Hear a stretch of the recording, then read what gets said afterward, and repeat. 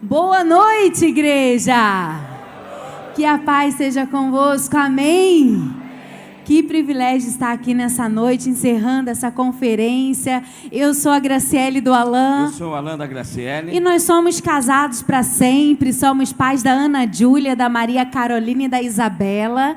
E somos pastores na cidade de Sorocaba, interior de São Paulo. E usamos o humor como ferramenta de comunicação nas redes sociais. Então, se você ainda não nos conhece, eu vou pedir para você ir lá nas redes sociais e procurar Um Casal Cheio da Graça, para você seguir a gente, que é uma forma de você nos abençoar, seguindo, comentando, compartilhando e conhecendo o nosso ministério. Amém? Hoje vamos falar com toda a família. Como o pastor falou, tem o sindicato dos homens casados. Tem homem aí que já faz parte do sindicato aí dos homens casados? Aí, ó, já tem uma turma aí, ó. Os que não levantou a mão, porque é anônimo ainda, né? Não, a esposa não permitiu. Não permitiu. Já derrubou. O STF está presente nessa casa. Bom, antes de começar a administração, eu queria convidar todos os casais para ficar de pé. Os casais, ficar de pé aí. Fazer uma dinâmica muito rápida com você. Todos os casais vão ficar de frente um com o outro. E você, homem, olha só, hein? Você, homem, vai fazer um exercício. Você, homem, vai abaixar e pegar no pé dela, assim, ó. Igual eu tô aqui, ó. Pega no pé, aproveita para fazer um carinho, uma massagem. Vamos lá, meu irmão. Eu tô fazendo isso. Aqui. Tem homem que não tá acreditando que é para ele abaixar e pegar no pé? Não acredito. Agora pode levantar e dar um abraço nela. Agora, mulher, você vai abaixar aí e pegar no pé dele. Você achou que só você quer ganhar um carinho, né? Abaixa aí. Mas, ó, não é para amarrar sapato e nem dobrar calça, hein, irmã? Pegou aí no pé? Agora levanta e dá um abraço, um cheiro. O que é melhor, pegar no pé ou dar um abraço?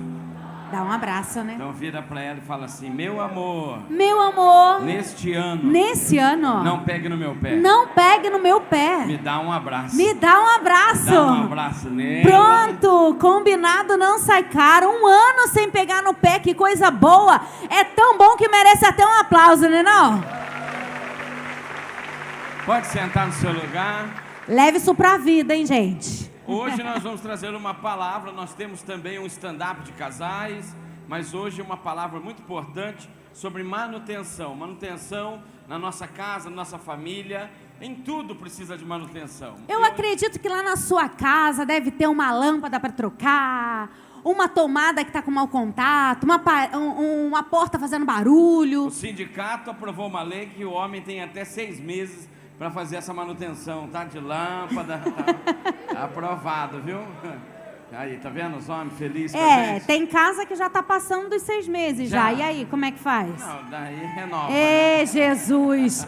Já até a irmã já até acostumou a andar no escuro já. Não. Tem gente que já deixou a luz de Natal, já tá completando com o Natal de novo. Chegou e não tirou. Sabe com o quê? Com a desculpa de, se eu tirar o pisca-pisca, ele vai queimar, então deixa eu colocar aqui de uma vez. Aí já tá o ano todo lá, né? Eu sei que tem os irmãos aí. O Senhor, quando a palavra de Deus fala que quando Deus fez o Adão, olhou para ele e falou: não é bom que ele esteja só.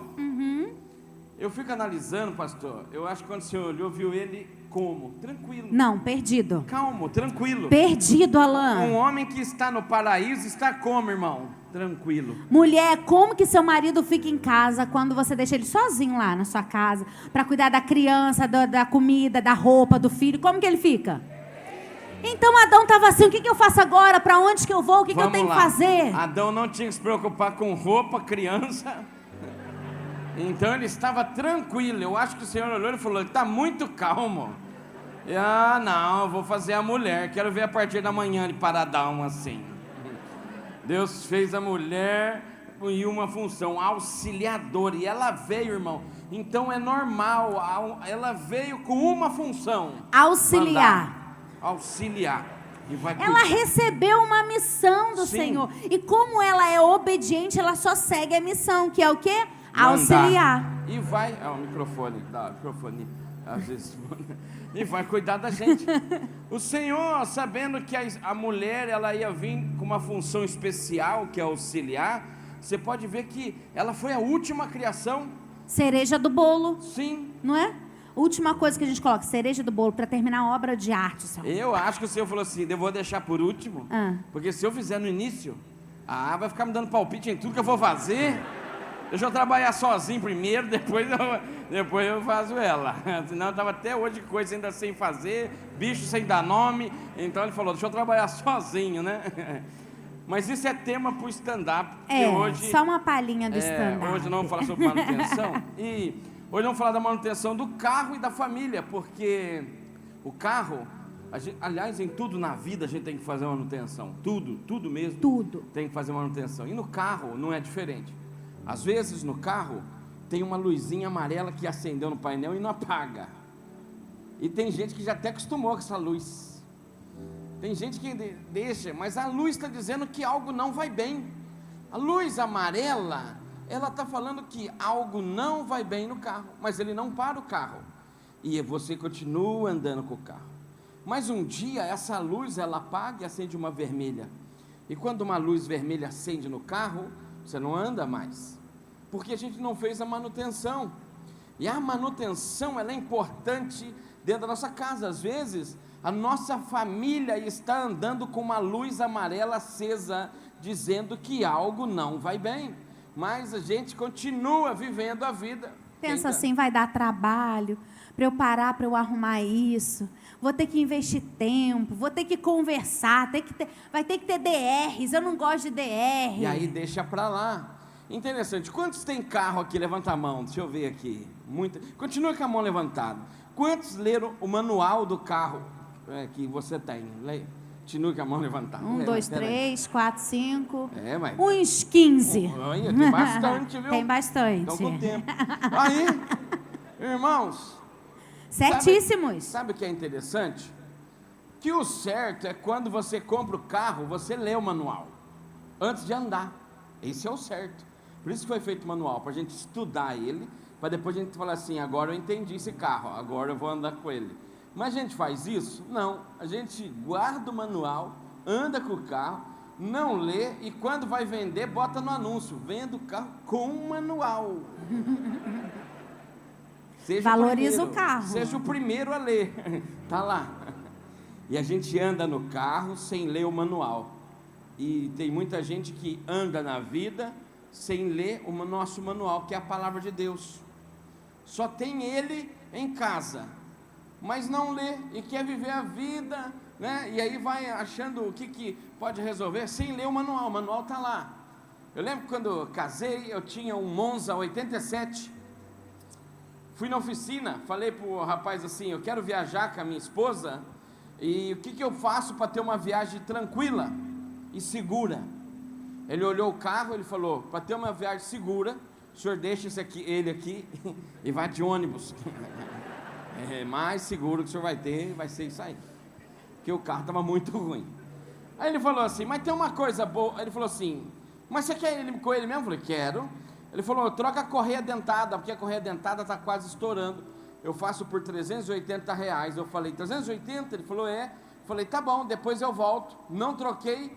E na semana seguinte, estourou a correia dentada comigo na estrada. Levo o carro na oficina com R$380 na mão. E eu falei para ele, você acredita que estourou a correia dentada? Logo o item que eu já sei o preço, entreguei o dinheiro, ele me devolveu, ele falou, 380 era antes de estourar.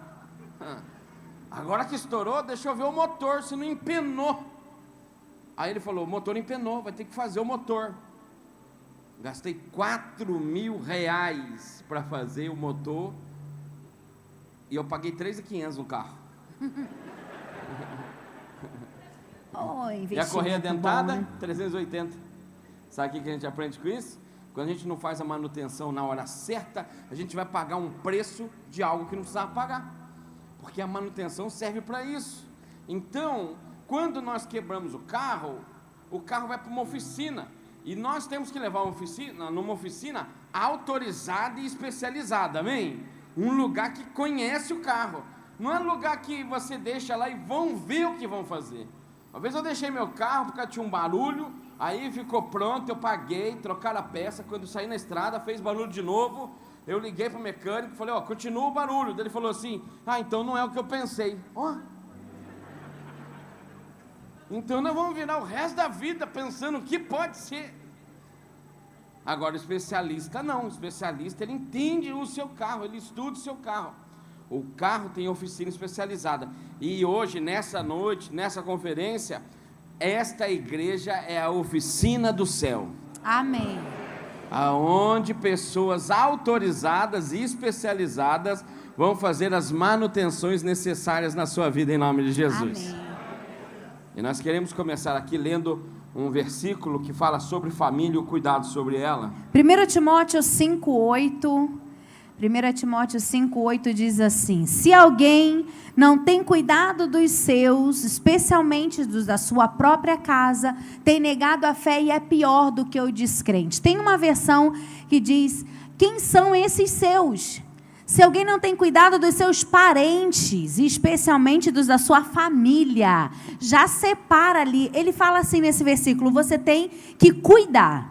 E aí ele fala de quem você precisa cuidar, que são os parentes e a família. A família a gente sabe quem é. Os nossos filhos, né? O seu esposo, a sua esposa, sua mãe, seu pai. Agora, e os parentes? Aí é que entra a dúvida, né? Por isso que já está na Bíblia que tem que cuidar. Agora, tem a dúvida. Aqui, sogra é parente?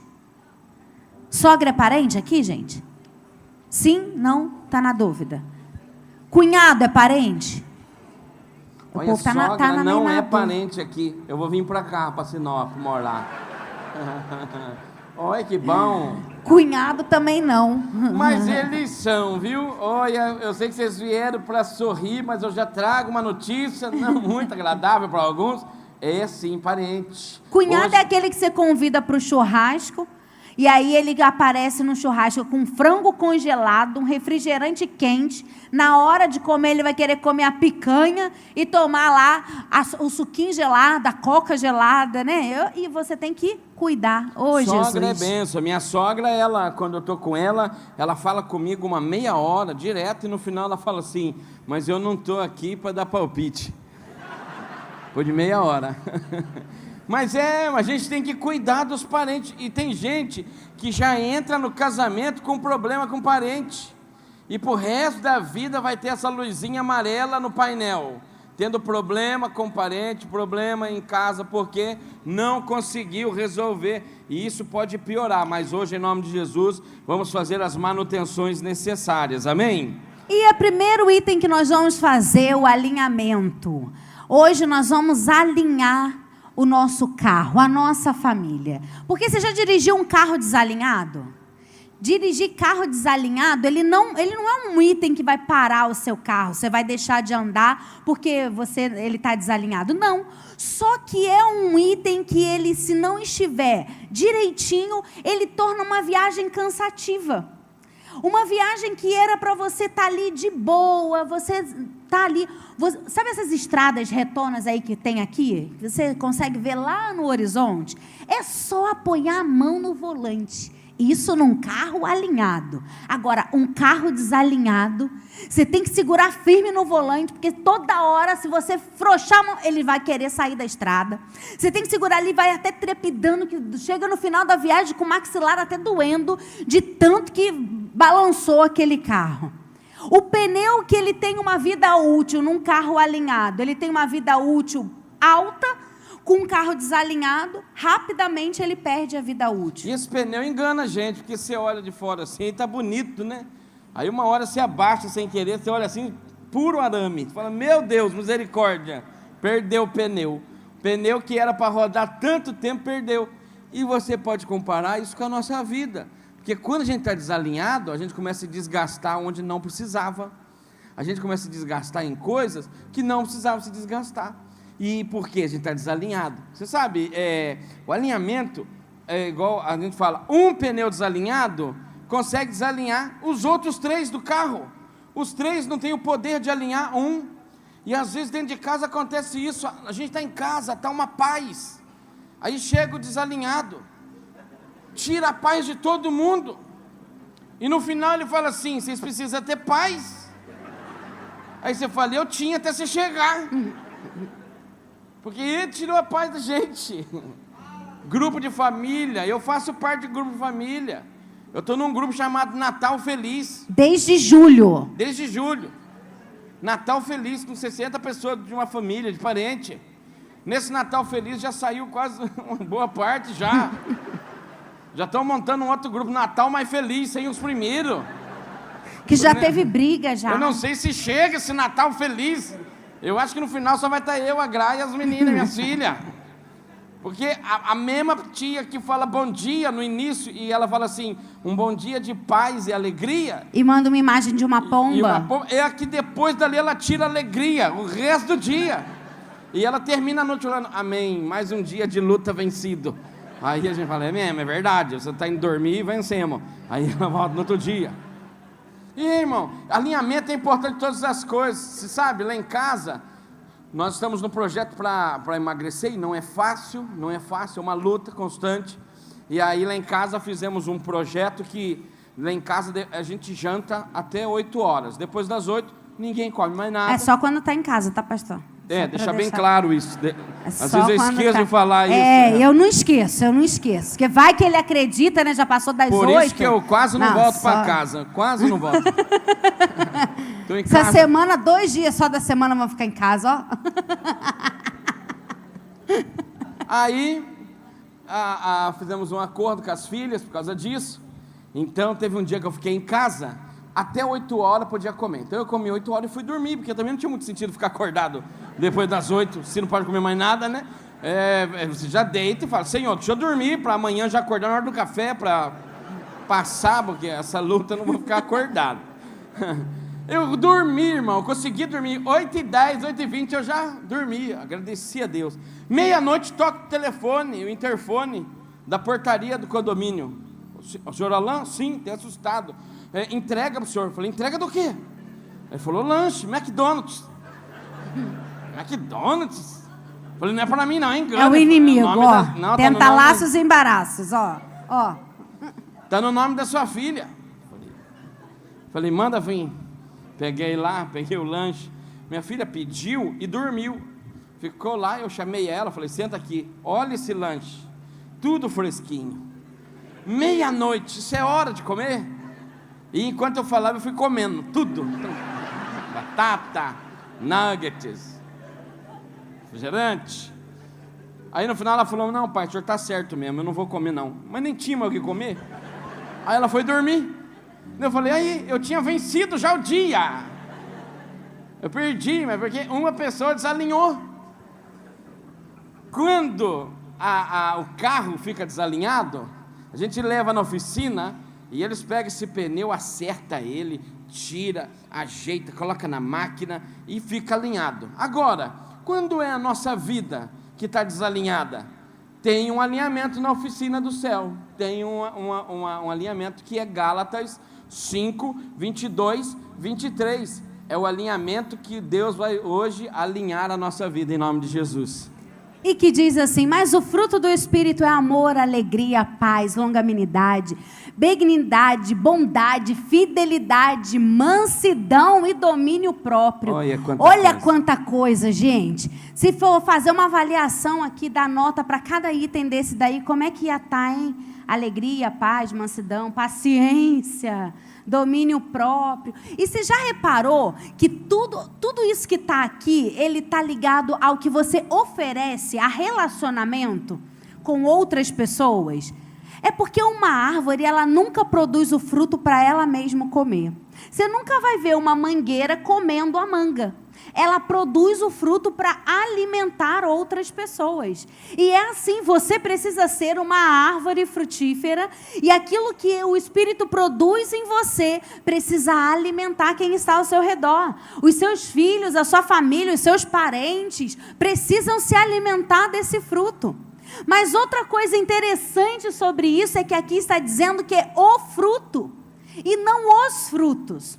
Então, não é um cesto de fruta que você chega ali e escolhe o que você quer consumir. Ah, não, ó, eu vou ter só a alegria, eu vou ter só a bondade, a fidelidade, mas deixa de lado aqui a paz, a mansidão, o domínio próprio, não quero não. Não, não é.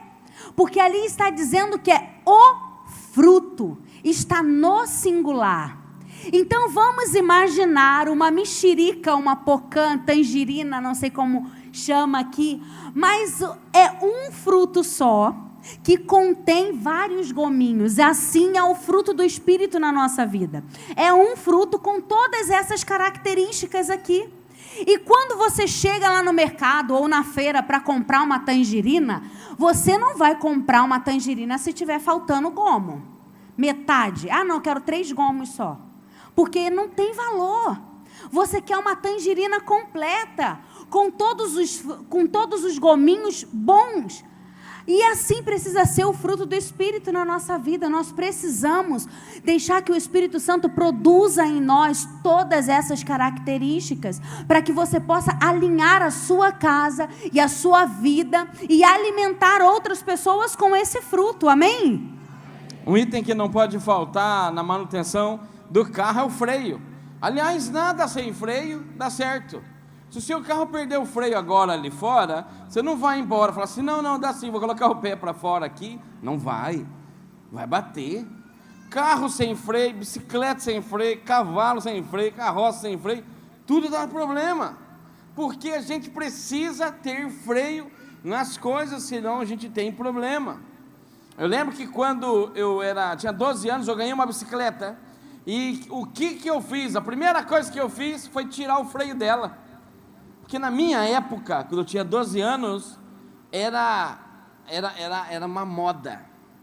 A turma falava assim que as moças ficavam encantadas com os meninos que eram radicais. E tirava o freio e freava com o pé. Eu estou fazendo uma pesquisa no Brasil.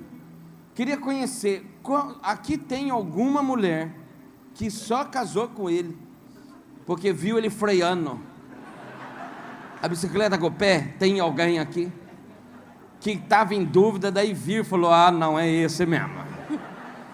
Não, esse é radical mesmo. E você ficou mais encantada porque ele botou uma garrafa PET na roda que fazia barulho de moto. Falou, agora conquistou meu coração. Não acreditava. Um dia eu ganhei uma pecinha que você botava na roda de trás. Então você ficava um em pé, outro aqui e três na bicicleta. E eu com a bicicleta, mais 2. De repente eu errei lá uma ladeira. Aí eu percebi que não dava para levar nós dois, mais 2, e frear. Porque eu botava o pé atrás, o de trás me não deixava.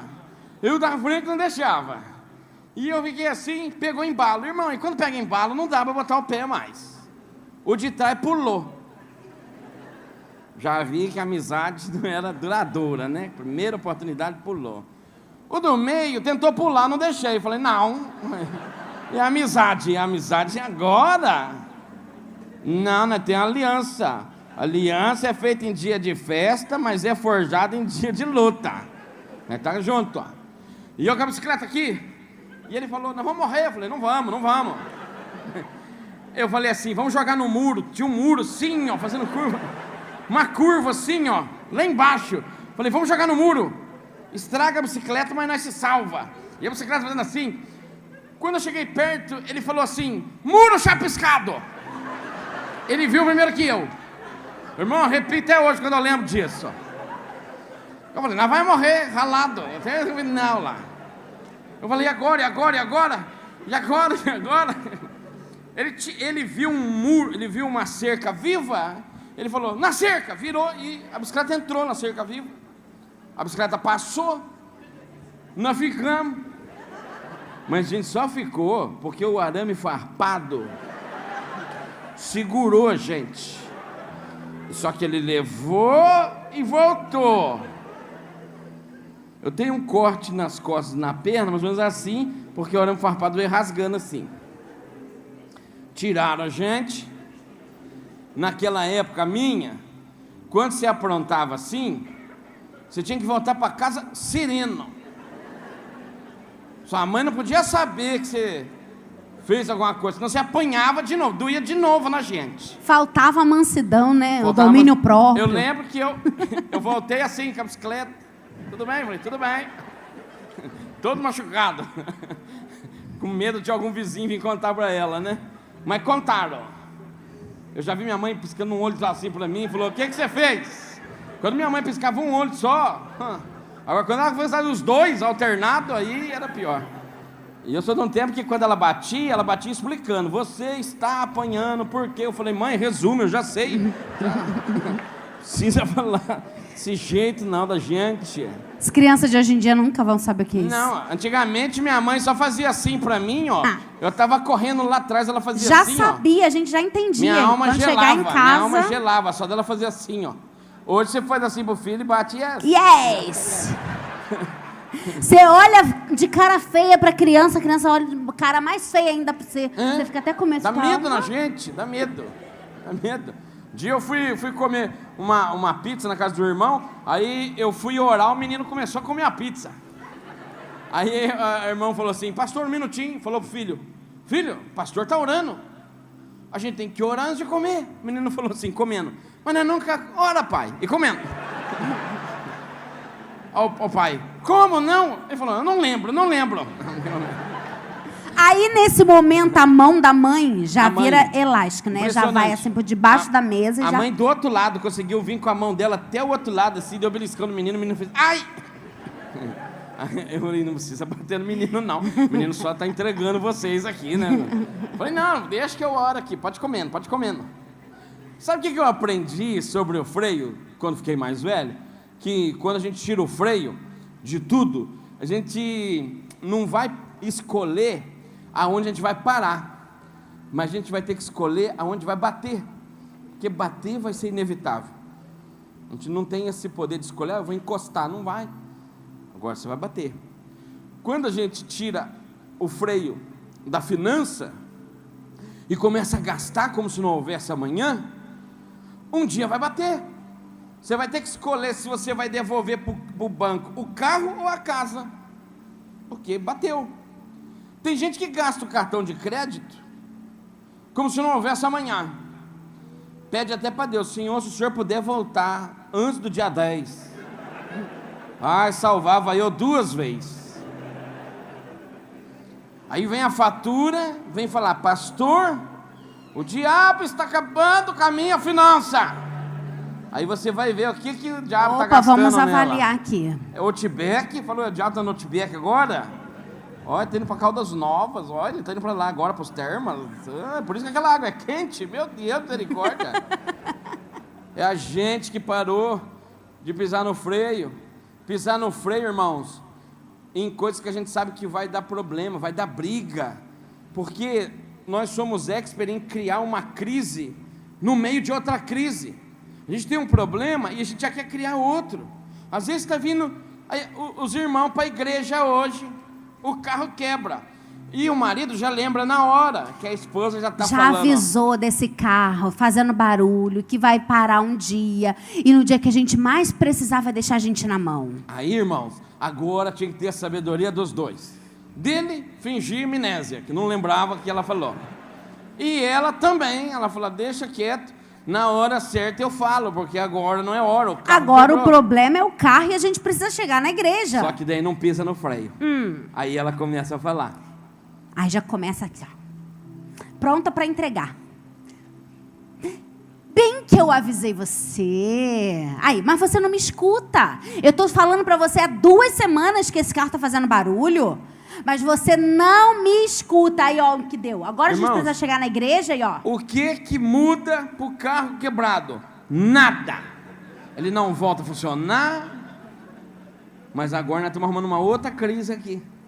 Aí ele vira também e fala, você nem abastece o carro? Você anda com o carro, parece que você tem medo de posto de gasolina. Mas foi por falta de gasolina que ele parou? Pode ser, eu não sou mecânico. Não, ela tá com um tanque cheio. Aí ela também perde de novo a chance. Bem que minha mãe avisou. Olha, gente. Bem que minha mãe avisou. Não é coisa boa, né? Bem que minha mãe avisou que você é um príncipe. Não era isso que ela ia falar, minha mãe avisou. Aí você agora também está sem influência, fala assim, o que a Jara falou de mim? O que a Jara falou de mim? Jara? Ué, para falar de mim, tá falando mal. Não, você tá chamando a minha mãe de cobra? O carro volta até a funcionar. O problema não é mais nem o carro, você quer até ir a pé. Que agora você arrumou tanta Agora vocês já crise. estão dividindo até os bens. Quem vai ficar com esse carro aí? Porque a gente arrumou crise, então tem hora certa para todas as coisas, tem hora que tem que pisar no freio. Tem hora que você vai ter que tomar, querido, um copo d'água e mais um. 10 litros d'água, e mais uma caixa um, entendeu? d'água. Senão a gente começa assim, não, porque tá aqui, ó, tá aqui, A eu gente preciso tem que falar. saber, irmãos, porque às vezes, até para falar com os filhos, a gente perde a razão do jeito de falar, que não era hora de falar daquele jeito. E aí a gente fala, depois a gente se arrepende. E aí eles guardam do coração. A palavra de Deus fala em 2 Coríntios 5,17, diz assim: se alguém está em Cristo, nova criatura é. As coisas velhas já se passaram, e eis que tudo se fez novo. Fala para quem está do seu lado, você é nova criatura. Você é nova criatura. Ah, mas meus pais eram assim. Não tem nada a ver você. Seus pais eram, você não precisa ser. Aliás, pode chegar em você algo não muito bom a respeito dos pais que trouxeram e te entregaram, mas Deus tem o poder de mudar essa situação e você dar uma nova história para os seus filhos. Não significa que chega ruim para você tem que passar ruim para ele. Não, chega ruim para nós. Deus transforma e agora a gente passa tudo novo aqui para eles aqui. Que a gente pisa no freio. A gente começa a ver que tem coisas que a gente tem que esperar, a gente tem que tomar cuidado, senão a gente começa a arrumar briga, discussão, fazer crise no meio de outra crise. Um outro item que não pode faltar, em Sorocaba praticamente nem usam, é a seta. Aqui eu não sei como é que é, se o povo usa seta aqui. Mas lá em Sorocaba, a prefeitura teve até que fazer uma campanha. Colocou lá no cruzamento uma faixa assim: seta não é opção, é obrigação. Você vê. E você sabe que a seta, para você que está dirigindo, não muda nada. Você pode ir daqui para Cuiabá sem dar seta. Não vai mudar nada para você. Porque a seta não foi feita para você. A seta foi feita para quem está de fora, te vendo, te acompanhando, te seguindo. A seta foi feita para ele, não foi feita para você. Então a importância da seta é para orientar quem está do seu lado. E tem gente que anda no carro sem dar seta, e tem gente que anda na vida sem dar seta. Tem gente que você fala assim, ele é crente? Você fala, não sei, até hoje nunca entendi se é ou não é. Eu acho que ele é um crente agente secreto, 007. Às vezes dá seta para um lado e vai para o outro. Tem crente que é assim, tem gente que é assim. Fala de amor, mas é o que mais precisava. Fala de paz, é o que tira paz. Ele fala para o filho, não pode mentir. Aí o filho atende, alô, do Bradesco? Daí você fala, não tô. Aí você dá seta para um lado e vai para o outro. E aí, irmãos, nós precisamos sair daqui, dessa conferência, sendo bênção na nossa vida, mas sendo bênção na vida de pessoas que estão em volta da gente. Tem pessoas lá no teu trabalho que precisam ouvir uma seta vinda de você, um direcionamento. Às vezes a gente chega na empresa, menino vem tomar café, ele fala que está passando uma crise no casamento, aí Deus está falando assim, não, ele foi na conferência, ele vai dar uma palavra, fica vendo. Aí depois que o menino falou mal do casamento, aí você fala assim, não está fácil para ninguém. Ui, que seta é essa? Que direcionamento é esse? Não, você tem que sair daqui dando direcionamento na vida das pessoas, em nome de Jesus. Você acerta na vida das pessoas. Às vezes, igual eu falei, a gente dá seta para um lado e vai para o outro, porque a gente às vezes acha que a gente é santo demais, parece que a gente está acima do bem e do mal, analisa muito mais os outros do que analisar a gente. Quando eu tinha 14 anos, eu fui, meu primeiro emprego, auxiliar de mecânico, 14 anos, mecânico de avião, em Rio Claro. E aí eu estava lá, eu tinha 14 anos, um dia na minha igreja teve um evangelismo, onde todos os jovens e adolescentes tinham que evangelizar alguém e tentar levar no último domingo. E eu logo pensei, eu vou evangelizar meu chefe. Peguei, ainda falei para o pastor, o que eu falo para ele? Ele falou, tem um papelzinho aqui, anotou, fala esse versículo, fale para ele, e convide ele. Tá bom, botei o papel aqui, cheguei segunda-feira para trabalhar, falei para o meu patrão, senhor Bioto, tudo bem? Tudo bem. O senhor poderia almoçar hoje no mesmo horário que eu? Queria falar um negócio com o senhor? Pode, com certeza. Mas quer falar agora? Eu falei, não, é uma coisa que não é daqui, quero falar em um outro momento, mais calma. Não, com certeza. Irmão, até a hora do almoço, eu fiquei pregando para as minhas chaves de fenda. Eu olhava para ele, Jesus, para me dar a sua vida. Olha, eu converti todas as ferramentas minhas, todas elas converti. E eu falei, deixa chegar a hora do almoço. Cheguei para almoçar, ele falou assim, posso falar um negócio com você? Eu falei, pode.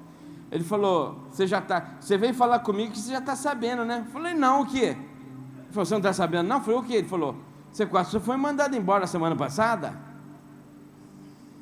Eu falei, eu quase fui mandado embora semana passada? Por quê? Ele falou, por quê, Lá? Você está andando com as piores pessoas da empresa, você está enrolando, você está passando graxa nas maçanetas de porta da empresa, a gente vai botar a mão, graxa. Foi descobrir, era você. Um menino antes de você foi mandado embora pela mesma coisa. Você chegou, a turma já começou a treinar você para fazer essas coisas do mal. E eu só não deixei você ser mandado embora porque eu vejo que você é um menino bom. Mas não faz mais isso não. E ele falando e eu pensando, e agora? Quando ele acabar, eu tenho que dar uma volta aqui. Mas vai dar certo, ainda pensei, olha o inimigo tentando me envergonhar, mas peraí. Aí, irmão, ele falou assim, Alan, eu já fui igual você, menino assim. Você sabe o que mudou minha vida mesmo? Um dia, meus pais foram para uma igreja e me levaram. E aí eu conheci Jesus. E eu olho para você e eu sempre penso, se esse menino conhecesse Jesus, mudaria a vida dele. E eu assim, isso aqui falou? Eu queria ter a liberdade de te convidar para ir num culto da minha igreja. Falei, com certeza. Aí ele falou, mas vamos lá, mas o que você quer falar? Falei, eu? Tenho nada para falar. Eu vou falar o quê? Ele ganhou. E aí eu fui na igreja dele, porque eu achei que o problema era a minha igreja. Cheguei lá, mesmo louvor, mesma palavra, mesma oração, o problema era eu, que achava que era crente ao ponto de evangelizar alguém, mas quem estava precisando de Jesus era eu. Eu lembro que eu cheguei no meu pastor e eu falei tudinho para ele. Falei, tem que confessar um negócio para o senhor. Fui evangelizar, tive uma reviravolta. E eu fui evangelizado. Eu fui evangelizado. Aí meu pastor olhou para mim e falou, mas me fala uma coisa, você falou que é daqui? Eu falei, não. Ele falou, graças a Deus. Graças a Deus. Falou para mim assim, fique um tempo sem evangelizar, viu? Você usa a camisa da igreja? Eu falei, não, nem uso, não é para usar a camisa. Primeiro você tem que ter uma transformação. Eu era o único que não podia nem falar que era da igreja, até eu ser transformado, porque senão eu estava passando, era vergonha, falando que é da igreja, eu aprontando. Agora, Josué, ele vai dar esse direcionamento. Em Josué 24:15 diz assim, mas se vocês não querem ser servos do Senhor, decidam hoje a quem vão servir. Resolvem se vocês vão servir aos deuses dos antepassados, que os antepassados de vocês adoraram na terra da Mesopotâmia, ou aos deuses dos amorreus na terra de quem vocês estão morando. Porém, eu e a minha casa serviremos ao Senhor. Josué aqui, gente, ele era seguido por várias pessoas, ele era uma liderança, e ele tinha pessoas ali que estavam de olho, ele era um exemplo. E ele reúne o povo para se despedir do povo, e ele fala assim, olha, vocês precisam hoje tomar uma decisão. Vocês vão ter que decidir, para de ficar em cima do muro. Para de ficar colocando panos quentes na situação, vocês precisam se decidir. E vocês vão ter que decidir se vocês vão adorar ao nosso Senhor, ao Deus verdadeiro, ou se vocês vão adorar os deuses que os antepassados de vocês adoraram, ou aos deuses que eles adoram aqui nessa terra. Mas aí ele vem e ele dá uma seta.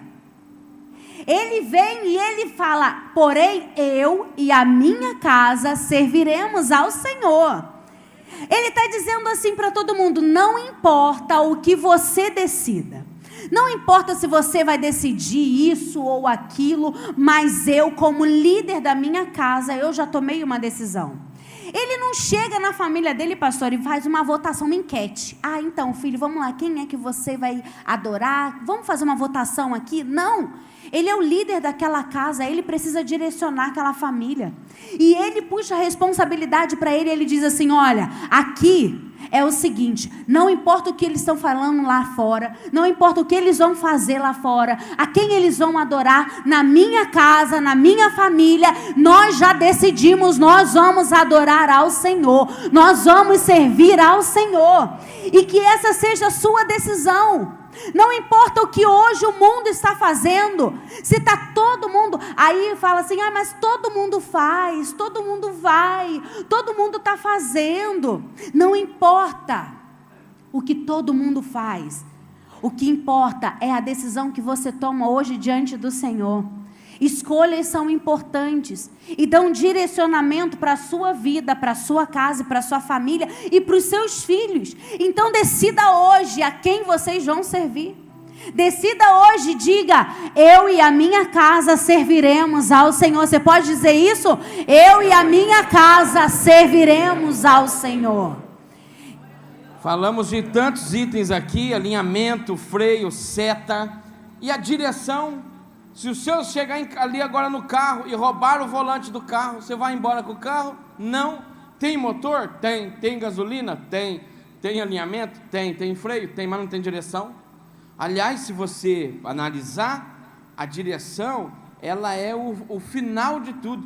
Todo carro ele é criado para uma coisa, para a direção. O poder é dado na direção. A direção é o grande finale, é você agora ter domínio sobre toda aquela criação. Agora você vai ter o domínio do carro. E quem coloca a mão na direção do carro é quem tem a responsabilidade da viagem. Quem coloca a mão na direção é quem tem que saber se tem dinheiro para ir, para voltar, se o carro está bom. Os outros não precisam, mas quem coloca a mão tem que saber. Uma família parece muito um carro. Não é a regra, tem exceção, mas na maioria das vezes, quem está aqui no carro, na direção é o homem, e o homem está aqui dirigindo. E ele tem que saber se tem dinheiro para ir, para voltar, se o carro está tudo direitinho, se o motor aguenta, a responsabilidade é dele. A mulher, ela está do lado, fazendo o quê? Auxiliar, e quem é casado sabe disso. É praticamente uma instrutora de autoescola. Vira ali, vira aqui, ó, quebra-mola devagar. Coloca o cinto, acende o farol. Só não dá multa, porque do resto ela escolhe a vaga que você para aqui na igreja. Você está encostando numa, ela fala: não, para ali. Aí você vai lá, para na vaga lá, e ela te ensina a voltar para casa. A maioria hoje ela vai ensinar: vai por aqui, amor, vai ali, vira aqui. Você fala: olha, se ela não está aqui, não. Saia lá em Sorriso. Auxilia, gente. E ela tá ali, ela abre a garrafa, não entrega tampada na mão do marido. Não, só se tiver brigado. Abre a garrafa, entrega pra ele. E os filhos estão aonde? No banco de trás. E ela tá ali só, ó, para menino. E eles estão no banco de trás fazendo o quê? Nada. Curtindo a viagem. E falando: tá chegando. Tô com fome, quero ir no banheiro, tô com fome. Mas tá certo. Nós já tivemos essa fase. Aliás, na nossa fase ainda era diferente. Na nossa fase nem cinto de segurança tinha. Era 200 crianças no banco de trás. Não era organizado igual hoje. No nosso tempo, nós viajava na caminhonete, na parte de trás, deitado. E o pai ainda falava: se passar perto da polícia, finge que está dormindo. O que tem a ver? Como se o policial não fosse ver nós só porque nós está dormindo aqui, ó. Era diferente nosso tempo. Uma vez eu lembrei que eu fiz uma viagem de uma cidade para outra, tinha tanta gente, que eu viajei no pé da minha mãe. Minha mãe já estava na frente e eu viajei no pé, ajoelhando assim, ó. E ela falou, se a polícia passar, finge que está dormindo. O que tem a ver, né? O policial passa, eu não estou vendo ninguém, porque você está... Mas é o papel deles. Aliás, uma das grandes escolas da vida dos filhos é no banco de trás do carro, vendo como que os pais se comportam na frente, e na mesa, vendo como que os pais se comportam na vida. São as grandes escolas da vida de um filho. É ver o comportamento dos pais nesses momentos. Só que hoje tem casamento, tem família, que quem está dirigindo é o filho.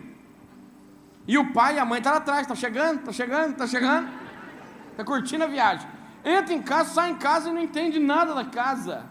Só sabe que a casa está acontecendo, mas quem está pagando, o que está acontecendo, quem está resolvendo, quem é que está cuidando das emoções do filho, quem está cuidando das emoções da filha, se ela está num relacionamento, quem é essa pessoa, aleatório, está no banco de trás. Só que a direção, ela nunca fica vazia. Quando você pai, quando você mãe, não coloca a mão na direção, alguém coloca a mão na direção. E aí, quem está hoje com a mão na direção? Por quê? Você que coloca a mão na direção. O Senhor, Ele está do seu lado, te orientando o caminho que você deve seguir. Em Deuteronômio diz assim: coloco perante ti a vida e a morte, a bênção e a maldição. Só que ele fala sobre as escolhas. Coloca perante nós dois caminhos: a vida, ter uma vida abençoada, ou a morte, uma vida com bênçãos, ou uma vida de maldição. Só que ele ama tanta gente, ele fala, porém escolham a vida. E aí ele vai tocar em algo muito especial, porque ele está vendo lá na frente. Ele fala, escolha a vida para que você e os seus filhos vivam. Ele já está vendo uma geração à frente, que quando você toma a decisão certa, abençoa a sua vida, mas a sua próxima geração. Seus filhos, seus netos, seus bisnetos, agora vivem num caminho de bênçãos, porque você decide o caminho certo. E um dia eu fiquei pensando, por quê? Simples. Se eu estiver dirigindo, eu tenho uma filha de 2 anos. Um dia eu estava na estrada, estava chovendo, eu olhei pelo retrovisor, eu vi ela dormindo, no bebê conforto, que até eu quis dormir, tão gostoso que ela estava dormindo. E eu pensei, é inocente, ela não tem culpa de nada. Só que se eu for uma pessoa que não tomar cuidado, eu bato esse carro e nós vai ter que sair da mesma lataria amassada. Ela vai sofrer sem ter culpa, mas por causa do erro meu, ela sofre também. Então, quando o pai ou a mãe começa a tomar a decisão errada, o filho vai sofrer. Tem gente que entra em tanta dívida, o marido, a mulher, a criança acabou de nascer, já está no SPC e Serasa, no primeiro dia já, puxa o CPF da criança, já está com dívida, fala, você tem um CPF aí, está sujo o seu nome, viu? Mas como? Acabei de nascer, é porque meus pais passaram toda a dívida para mim. Mas hoje Deus te dá esse direcionamento para que você possa escolher a vida, amém? Agora a gente fez manutenção em tudo, o carro está alinhado, só que só tem uma coisa, esse carro só vai para frente se tiver gasolina, se tiver combustível. E combustível bom, porque um carro adulterado estraga o carro. Um combustível adulterado coloca tudo que você arrumou por água abaixo. E como família, às vezes a nossa família está bonitinho, mas não vai para frente. Sabe por quê? Porque toda semana está chegando na nossa casa combustível adulterado. Porque dentro da nossa casa estamos nos alimentando com combustível adulterado. O carro é bom, mas não consegue ir tão longe. Uma vez, peguei um carro emprestado, era importado, novo, moderno, e eu não sabia. Mandei encher o tanque de gasolina comum. O carro começou a ratear na estrada, fazer um barulho. Eu liguei para o dono, falei, seu carro está fazendo barulho. Ele falou, que gasolina você pôs? Eu falei, comum. Ele falou, não pôde. A gasolina desse carro tem que ser a Power, porque a comum ele não aceita. Eu falei, ele vai aceitar, porque é o que eu tinha, e botar aí nele. Mas ele vai ficar assim. Eu falei, tudo bem, ele vai e volta assim. Vai reclamando. Parecia que estava reclamando, ele foi embora. E eu fiquei pensando, gente, como que pode o carro, por causa de um combustível diferente, não entregar aquilo que ele poderia entregar? Gente, eu já vi meu pai na roça ligar um Fusca com desodorante Avanço, desodorante. Ele apertou 2 vezes e falou, dá a partida. Aí o outro carro, só porque não era gasolina, então, você vê. Só que dependendo de onde você quer chegar, o carro é diferente. Irmãos, o Fusca, ele aceita qualquer combustível, ele já liga. O Fusca é maravilhoso, eu tenho o sonho de ter um. Irmão, o Fusca, ele serve para nós dar uma volta na cidade. E olha lá. O Fusca não serve para você pegar, botar a família toda, a mala da esposa desse tamanho, que parece que está indo embora de casa, e ir até Cuiabá. No meio do caminho você está vendendo o Fusca. Vendo o Fusca, troca por 4 passagens de ônibus. Porque o Fusca não foi feito para viajar tão longe assim, não tem conforto. Aí você precisa de um carro melhor. Mas dependendo do carro, as peças são mais caras, o combustível tem que ser melhor, tem que ser um posto já, né, um posto melhor, porque tem problema, senão vai dar... Exatamente. E na nossa família, em nome de Jesus, nós vamos sair daqui nos alimentando com o melhor combustível que tem, amém? O melhor combustível que tem é a palavra de Deus, é meditar na palavra de Deus, é orar. Irmãos, quer essa semana fazer um combustível puro na tua vida? Porque tem gente, pastor, que a semana toda usa combustível adulterado, acorda, mas não agradece a Deus por ter acordado. Primeira coisa que faz é já pegar o celular e ficar assim, o olho nem tentando descobrir quem mandou zap, alguma coisa assim. Já pula o primeiro abastecimento. Aí entra no carro, bota numa rádio qualquer e vai até o trabalho, só ouvindo música horrível.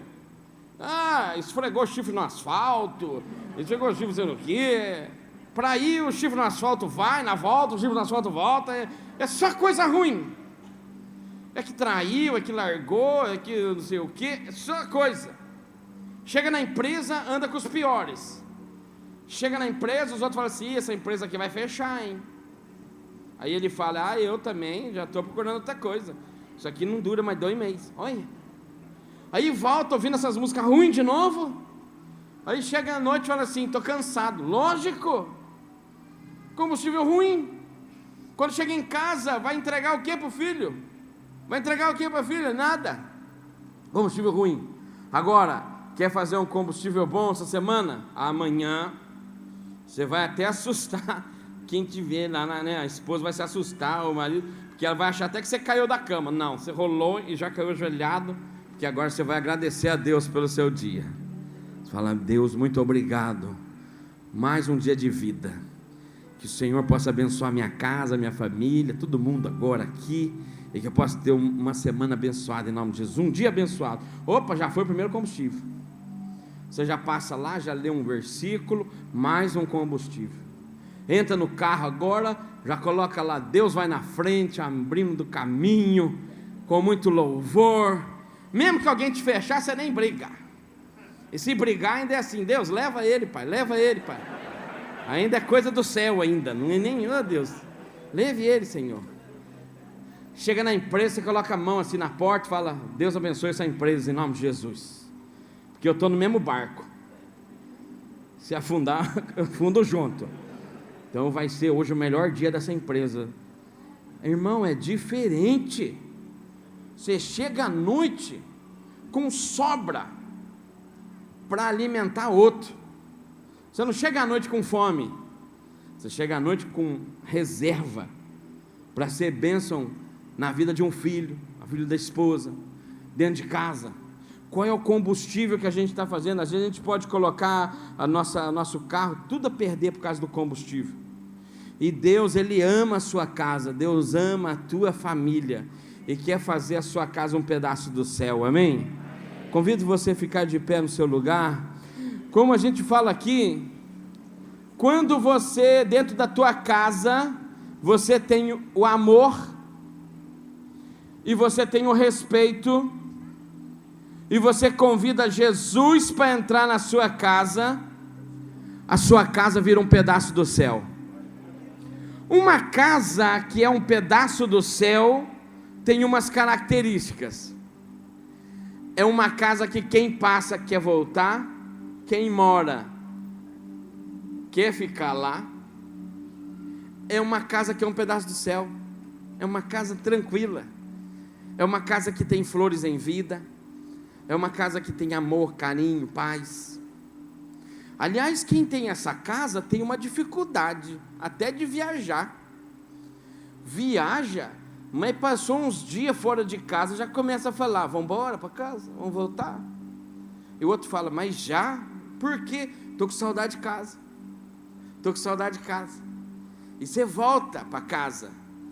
E aí quando você chega na sua casa, você abre a porta, você tem um sentimento que às vezes você só pensa, ou às vezes você até fala com quem está do lado. Você fala assim: olha, viajar é bom, mas nada melhor do que voltar para casa.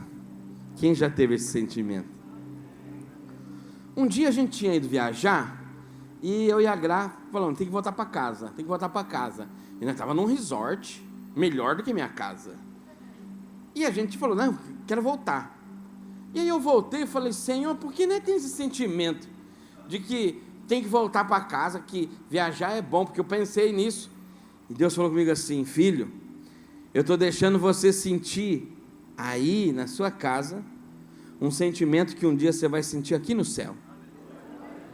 Eu falei: por quê? Ele falou: porque você não mora aí. Sua casa não é aí, você só está de viagem. Um dia você vai voltar para casa. E no dia que você abrir a porta aqui da casa, você vai falar isso para mim: viajar foi bom, mas nada melhor do que voltar para casa. Então é um sentimento do céu que Deus deixa a gente sentir aqui na terra, na nossa casa, para você ver como que Deus ama a nossa família. E numa casa ela precisa ter o quê? Flores em vida. Deus, quando fez as flores, fez uma mais linda que a outra. Para quê? Para a vida, para presentear, para enfeitar, para ter ela. E na vida tão corrida que a gente tem, às vezes a gente lembra da flor quando? No velório de alguém, para entregar para alguém, para entregar para quem não vai sentir o cheiro, nem vai ver as cores, muito menos o perfume. E aí a flor, ela vira um significado da morte. Não, Deus fez as flores para que você possa entregar em vida. Aliás, na morte, quando nós morremos, é triste por dois motivos. O primeiro, que a gente morre, então já é um baita motivo para ser triste. E segundo, que quando a gente morre, nosso nome tem uma força de fazer todo mundo parar para vir ver a gente. Sendo que quando nós estava vivo, nosso nome nunca teve essa força. Nós nunca conseguimos reunir essa turma num aniversário nosso. Mas quando morre, a turma aluga van para vir ver a gente, os outros vêm de longe, mas nós não conseguimos. O velório é triste porque é o momento que quem morreu está rodeado de calor humano, mas não deu certo de se encontrar no mesmo dia que o corpo nosso também estava quente. Então está cheio de calor humano no dia que o nosso está esfriando, e é triste. Deus, Ele quer que a gente saia daqui dando flores e flores em vida. Um dia eu saí muito triste de um velório, porque eu vi uma pessoa fazendo uma declaração para um amigo, que eu sei que a vida toda ele esperou ouvir aquilo, e ele esperou ele morrer para falar. E eu, quando eu olhei aquilo, eu falei: não estou acreditando, por que não falou ontem? Esperou. Eu fui para casa e falei para a Gra: é muito triste receber tanta coisa boa e nós morremos, não consegue ver. Eu até falta de educação, né? Não vê nada que fala para nós. Até brinquei com a Gra, falei assim: será que lá de cima nós não conseguimos ver o velório, não? Pelo menos para ver as homenagens? Mas eu já não vê não, viu? Já estou falando para você, porque senão nós já fica chateado lá de cima mesmo. Uma turma que nem quando morre vai ver nós, deixa a viúva, nós já vai ver um irmão vindo. Olha, se precisar de mim. Ah, se eu vejo, eu falo pro Senhor: traz ele também, ué. Traz ele também, ué. Ué, não. Então, para evitar isso aí, com certeza não dá para ver. Acabou. Mas que é triste, é triste. Mas Deus quer que você saia daqui dando flores em vida. E flores em vida é você falar para o teu filho hoje que está aqui ou que está em casa. Às vezes está em casa, vai chegar em casa e vai falar: filho, entra no quarto dele e fala: filho, fica em pé. Ele já vai falar: não fui eu. Fala: não, calma, eu só estou vindo aqui para te falar que eu tenho orgulho de ser seu pai. E dá um abraço. Esse vai ser o maior presente que seu filho vai receber. Seu filho, quando tiver 90 anos, ele não vai lembrar dos presentes, mas ele vai lembrar que um dia o pai dele entrou no quarto, deu um susto nele, para falar que tinha orgulho de ser pai dele. Às vezes seu filho está aqui hoje, você pode fazer isso. Às vezes você, filho, tem a possibilidade hoje de dar um abraço no pai, na mãe, dizer que ama. Hoje você tem a oportunidade de falar, dar flores em vida para sua esposa, que acredita nos seus sonhos, luta contigo. Às vezes nem acredita tanto assim, mas já que você acredita, ela está com você. Se der certo, vamos viajar o mundo, ó. Se der errado, nós fica em casa, mas feliz, porque a gente descobre que o mais importante não é o que está em cima da mesa, mas sim em volta dela, que é a nossa família. Não adianta encher a mesa e perder gente em volta dela. Aliás, quem é lá de trás, lá, né, igual eu era do interior, eu vou lembrar de vários momentos na minha família que não tinha quase nada em cima da mesa, mas tinha tanto amor em volta dela, que aí eu sinto saudade desses dias assim, muitas das vezes. Eu falo: olha, eu não tinha isso aqui, mas em volta da mesa era gostoso ficar. Mesmo quando no Natal tinha um frango e uma gelatina de 2 cores, mas era gostoso. E às vezes a gente está no Natal, vê um banquete tão grande, mas está faltando gente, né? Porque o mais importante é a nossa família. Então eu quero que você reúna agora. Se só está o casal, vai ficar o casal, um de frente com o outro. Se está a família, faz um círculo. Pega o filho, fica perto assim, faz uma roda assim, ao ponto que todo mundo possa se ver. Ah, mas minha sogra está aqui. Então, vai ver ela também. Trouxe ela, ué. Então, você fica junto aí. Isso. O que nós vamos fazer agora? Você não vai orar. Você não vai orar por ele, por ela. Não. Você vai dar flores em vida. Você, pai, vai agradecer sua esposa por essa caminhada. Você, esposa, vai agradecer o marido por essa caminhada. Hoje é noite do filho falar para o pai que ama. É noite dos pais falar o seu amor pelos filhos. Então eu vou dar 1 minuto para você. Vou pedir para o tecladista subir mais esse som dele agora, para você ter essa liberdade, e deixa Deus te usar. E durante 1 minuto você dá flores em vida aí para a tua família.